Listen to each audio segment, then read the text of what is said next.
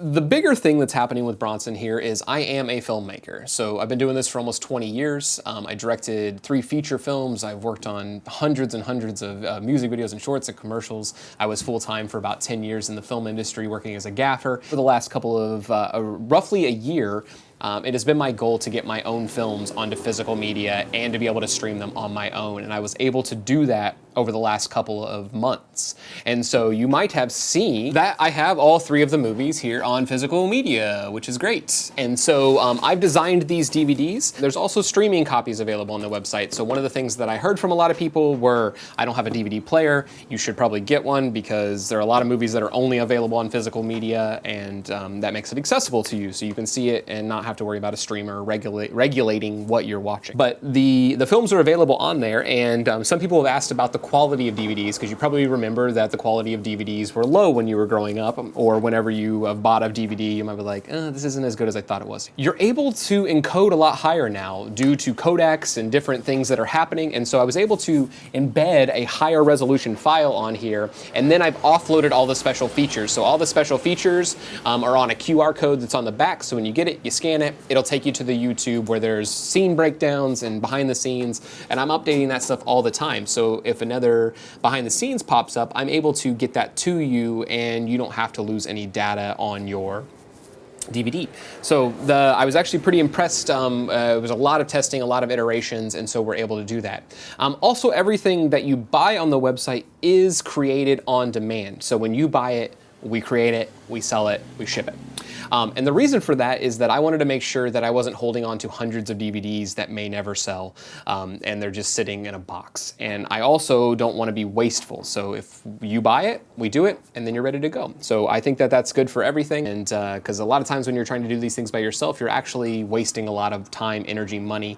And if I had to buy 10,000 of these up front, I would have to pass that cost on to you. So right now, all of our films are $10, and so you can grab that on the website, which is great. 5-year plan. What is going to happen over the next 5 years? Or what is going to happen in my opinion? I'm doing all of this stuff online because it is my goal to eventually be able to see exactly what it took to be able to get this launched.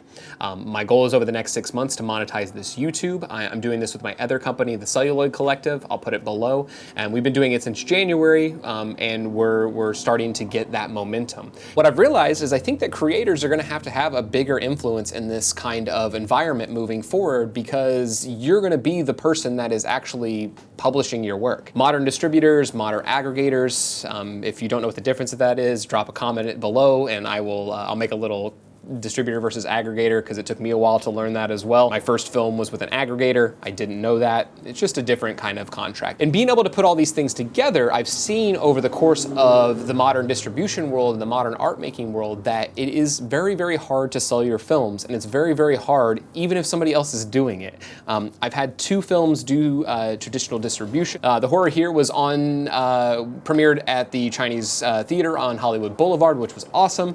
And then we got a distribution deal for about 5.5 years. I've written some articles about this, so you can go read those on my Substack. Basically, the last contact we ever got was that they had 13 cents for me. So that gives you a little bit of an understanding.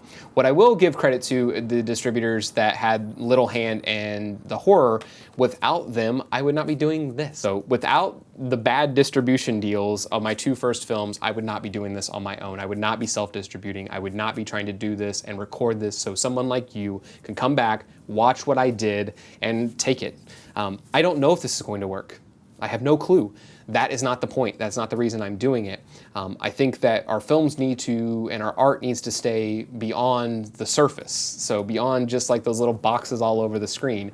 And if you're able to take these offline, you're able to distribute them on your own. You're able to make a website for $100. I don't have to buy any of these up front. These are all print on demand. So I'm able to do that and make exactly what I want. So if I realize that I want to upgrade the cover, or I want to put another file on there, at any point I can just do that, which is great. I can go into here, I can re-export it, I can redo it.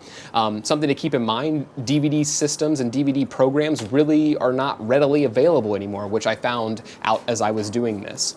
And so with them not be readily available, I had to kind of almost hack systems to be able to get in there. I'm using open source and all kinds of things. But it requires you to be curious. It requires you to take ownership of your own art. And After doing this for almost 20 years, I've realized that nobody's going to be as big an advocate about what you're doing besides you. If you're not telling anybody about it, if you're just waiting for somebody else to do it for you, it just doesn't happen. And that leads us to Seize the Carp. I haven't really talked about this film. We made it during the pandemic. We started right before, finished it during the pandemic. I did all the ADR in my closet of my old apartment. I had to work with the sound mixer to be able to figure out all of the systems that we would need to be able to transfer it and make sure it worked. That was all the ADR. This film was $7,000. I made these two films when I was in my 20s. I was the gaffer on some of the scenes. I was the sound mixer on some of the scenes. On this one, I was also the sound mixer, but was able to actually complete the film, not have any points on the back end. We all owned the film because there was less than 7 of us that worked on it.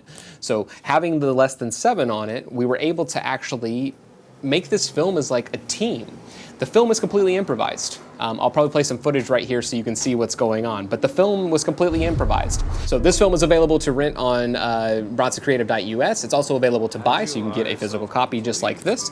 And whenever you get it inside, you're gonna have like a little flyer that basically tells you everything about how the film was made and went into it. So this film was made in less than 7 days with less than 7 people and less than $7,000. You can make a film. Let's do it.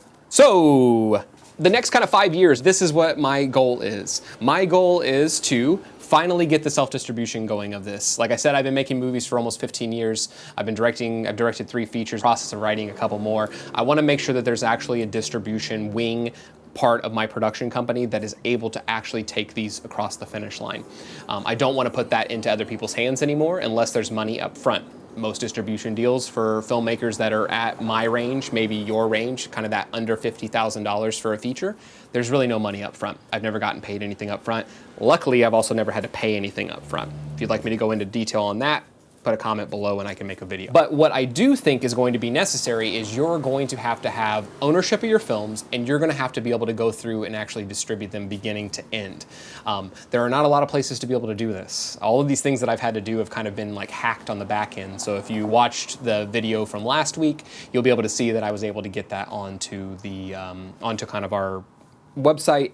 And I say our website, it's just me. I'm one person, so if you're talking to me, you're talking to me. You're talking to Bronson. And so, but I was able to get those on there and able to put into an infrastructure that you could rent it, watch it, all be housed on the website, which is pretty cool. The other thing to think about is over these next couple years, by using some of the money that is made from these films, I want to partner or open, I would really love to open one, but I want to partner or open a movie theater that is specifically for micro-budget filmmakers like yourself.